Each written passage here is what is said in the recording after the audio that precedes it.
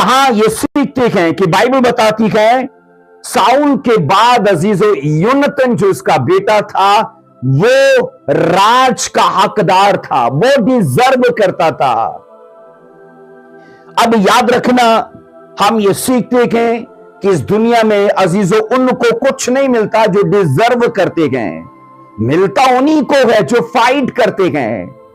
अब साउल का अजीजो जो राज है, जो बादशाही है, वो 12 कबीलों के ऊपर है। और इतना बड़ा राज, अगर उसकी विरासत की बात की जाए तो विरासत जाएगी सीधा योनातान को। लेकिन एक चीज मैं आपको बताना चाहता हूं अजीजो, बाइबल इस चीज के लिए गवाह है कि जब इजरायली जाति जूलियत के सामने थे और जाति जूलियत अजीजो कई दिनों तक आकर इजराइल पर लानतें या श्राप भेजता रहा, अगरचे इजराइल के अंदर बड़े बड़े सूरमा थे, लेकिन कोई उसका मुंह बंद करने के लिए नहीं गया। योनातान ने अपने दौर में कई जंगें लड़ी और जीती, साउल ने अपने जमाने में कई जंगें लड़ी और जीती भी।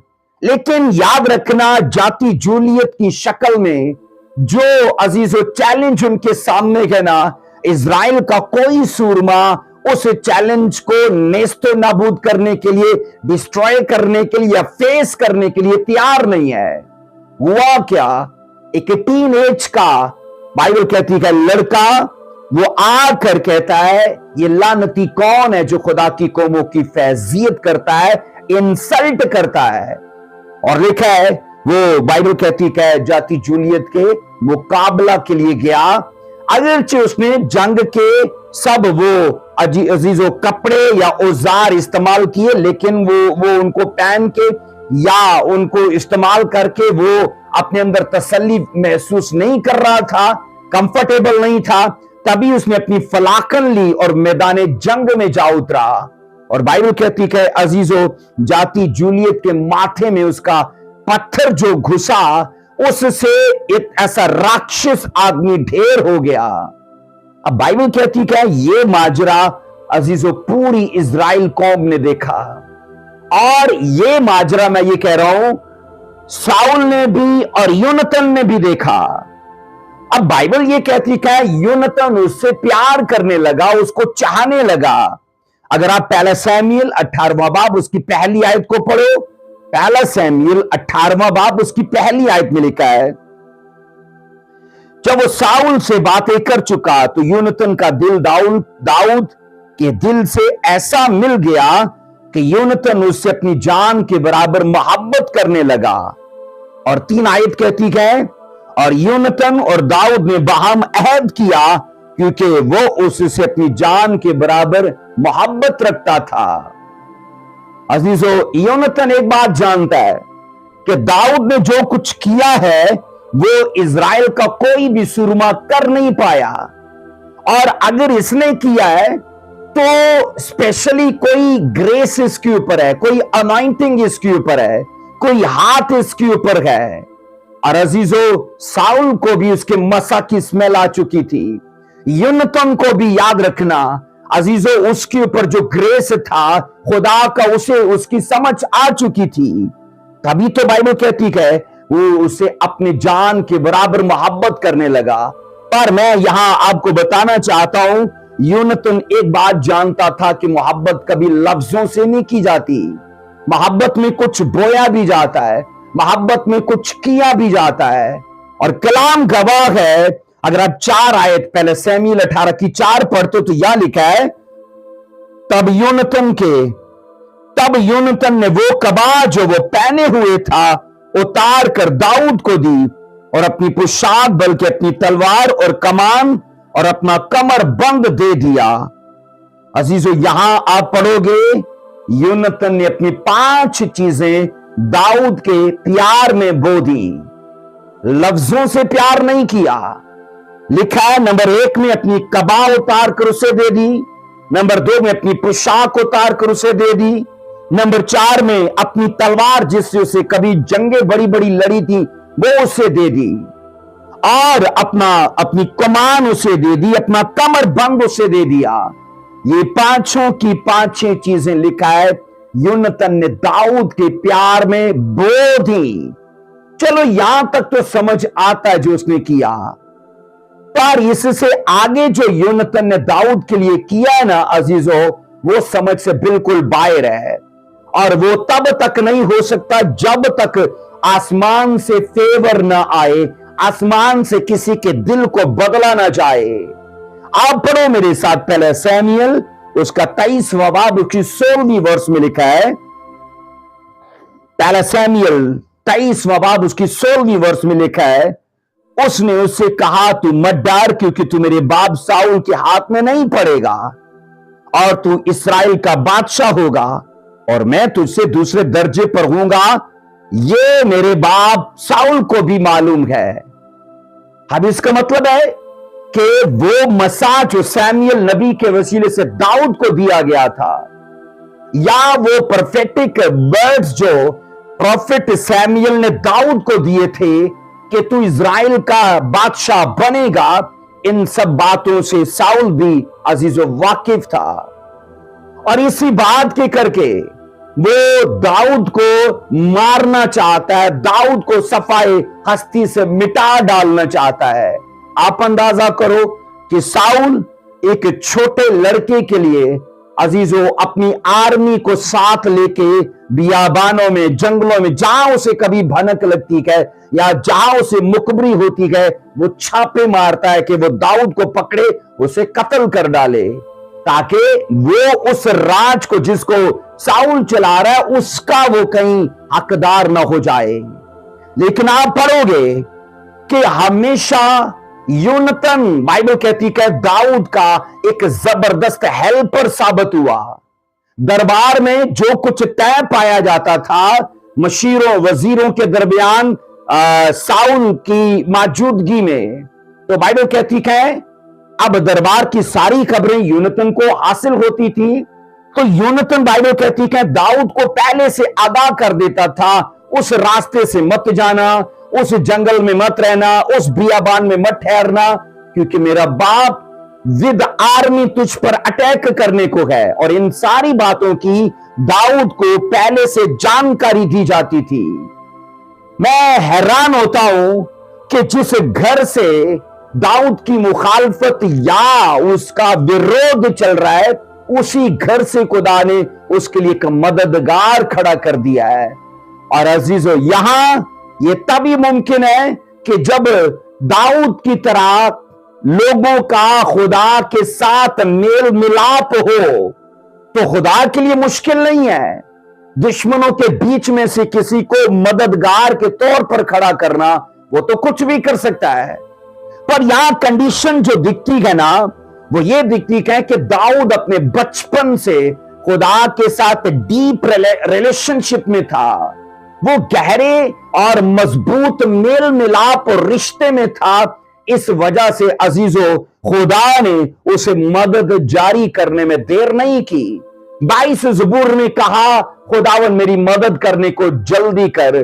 86 ज़बूर में खुदा ने उसकी मदद जारी कर दी, और बाइबल कहती यूनतन की शक्ल में उसे एक हेल्पर दे दिया। अब उसे तसल्ली हुई कि मेरा दुश्मन कभी मुझे मार नहीं पाएगा। तभी उसने गवाही दी ज़बूर 124 में कि मेरे खिलाफ चिड़ी मारों ने जितने जाल लगाए, मुझे पकड़ने के लिए जितनी साजिशें की, उनसे खुदा मुझे बचाता रहा। खुदा उन जालों को, उन मंसूबों को, उन फंदों को तोड़ता रहा। और आज इस मैसेज के वसीले से अजीजों, मैं आपको कहना चाहता हूं कि अगर दाऊद के जैसे हम खुदा के साथ गहरे मेल मिलाप में हो, तो अजीजों याद रखना, उसे हमारे लिए मददगार खड़े करने में कोई अजीजों प्रॉब्लम नहीं है। पर एक चीज है कि बगैर मददगारों के हमारी जो जिंदगी है ना, वो संघर्ष से भरी है। इसलिए आज का टॉपिक है कि life is difficult without helpers. आपको आपके मददगार चाहिए कि वो आकर आपको इजी लाइफ दें, आपको स्मूथ करें, आपको संघर्ष से आजाद करें। तो उसके लिए जरूरी है कि दाऊद के जैसे खुदा के साथ अपना मेल मिलाप गहरा कीजिए। आज अजीजों, इस दुनिया में सैकड़ों हजारों ऐसे लोग हैं जो आपको बेबस और अजीजों आपको मोहताज नजर आएंगे। अब उसकी बड़ी वजह यह है कि उनके मददगार नहीं हैं, जबकि खुदा ये अपनी कलाम में सिखा रहा है कि मैं साउल के परिवार से दाऊद के लिए एक मददगार अगर खड़ा कर सकता हूं तो मैं आज भी इस समाज में कईयों के लिए हेल्पर्स को खड़ा कर सकता हूं। सो मैं इस मैसेज के वसीले से आपको आगाह करना चाहता हूं, आपके जहन नशीन ये बात करना चाहता हूं, अपना ताल्लुक खुदा के साथ गहरा कीजिए और वो अजीजों समाज में ऐसे लोग आपके लिए खड़े कर देगा कि दुश्मन आपको कभी याद रखना हरा नहीं पाएगा, आपको रुसवा नहीं कर पाएगा, आपको कभी बढ़ने से रोक नहीं पाएगा। अजीजों बाइबल गवाह है कि यूनतन दाऊद के लिए वफादार रहा और मरते दम तक उससे अपनी जान के बराबर मोहब्बत करता रहा और उसे हर साजिश से, हर मैंने कहा बुरे मंसूबे से जो उसके बाप की तरफ से बनाया जाता था उसे आगाह करता रहा। और हम ये पढ़ते हैं कि ये अजीजों खुदाई मददगार था उसके लिए। खुदा ने दाऊद की लाइफ को देखकर उसी घर से उसके लिए एक हेल्प को खड़ा कर दिया। आप अजीजों बाइबल में ये पढ़ते हो, ग्रंथियों के चैप्टर में लिखा है कि मसीह में की गई मेहनत कभी जाया नहीं जाती। और दाऊद ने जो मसीह में मेहनत की थी ना, अब वो टाइम आ चुका था कि उसे उसका हासिल दिया जाए। और आप सोचो कि जब यूनतन ने ये कहा कि मेरा बाप भी जानता है कि ये राज उसके बाद तुझे मिलेगा, और आप सोचो कि साउल के बाद जब के हकदार जो है या जो डिजर्व करता है वो यूनतन है। पर अजीजों याद रखो, लाइफ डिजर्व करने वालों को नहीं देती, लाइफ अजीजों उनको देती है जो फाइट करते हैं।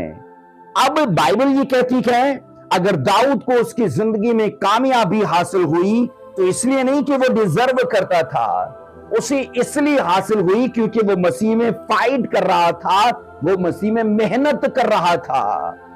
और ये सोचो अजीजों, जब यूनतन उसे अजीजों वो बड़ा राज देने को तैयार है और दोनों यानी साउल और इसके बीच में एक हेल्पर के तौर पर काम कर रहा है, तो मुझे ये बताइए क्या यूनतन को इस बात का इल्म नहीं था कि अगर बादशाही दाऊद को मिल गई तो दाऊद का कबीला यहूदा का कबीला है और यूनतन का कबीला बनियामीन का कबीला है।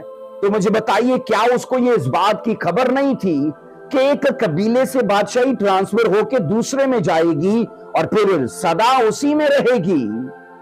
तो यूनतन अजीजों याद रखना इस बात से अजीजों वो वाकिफ भी था, लेकिन वो ये जानता था कि इस शख्स के ऊपर एक तो नबूवत है और दूसरा इसे मसा किया गया है और तीसरा खुदा भी चाहता है कि साउल के बाद इसी को बादशाह बनाया जाए। आप सोचो कि वो 5 मरले का 10 मरले का प्लॉट नहीं था, बल्कि लाखों करोड़ों डॉलर्स की वो बादशाही थी जो अजीजों यूनतन ने दाऊद के प्यार में बो दी। और हम ये पढ़ते हैं, इस बात की तस्दीक होती है कि दाऊद खुदावन के साथ पूरी खराई और वफादारी से चलता रहा और खुदावन के साथ गहरे मेल मिलाप में रहा और खुदा की तरफ से ये प्रॉपर्टी, ये राज उसे बतौर अजर दिया गया। इसलिए मैं आपको कहना चाहता हूं अजीजों, प्रॉब्लम का होना प्रॉब्लम नहीं है, बीमारी का होना प्रॉब्लम नहीं है, दुख का होना प्रॉब्लम नहीं है। असल प्रॉब्लम यह है कि हमारी लाइफ में हेल्पर्स नहीं है। और सोचो अगर दाऊद की लाइफ में हेल्पर ना होता तो अजीजों वो राज तक अजीजों पहुंच ना पाता, लेकिन खुदा ने उसके मददगार खड़े किए और रास्ता उसके लिए बनाते गए और सीधा उसकी मंजिल तक उसे ले गए। इसलिए मैं आपसे कहना चाहता हूं हमारी जिंदगी के अंदर मददगारों का होना जरूरी है। आप किसी भी शो में भी हो, आप किसी भी फील्ड में हो, तो आप अंदाजा करो कि अगर वहां आपके लिए मददगार ना हो तो कैसी लाइफ बेबस, मोहताज और स्टिल है। जबकि हम चाहते हैं कि हम बढ़े, हम चाहते हैं कि आगे जाएं, कामयाब हो, लेकिन ये चीजें याद रखना मददगारों के बगैर हो नहीं सकती।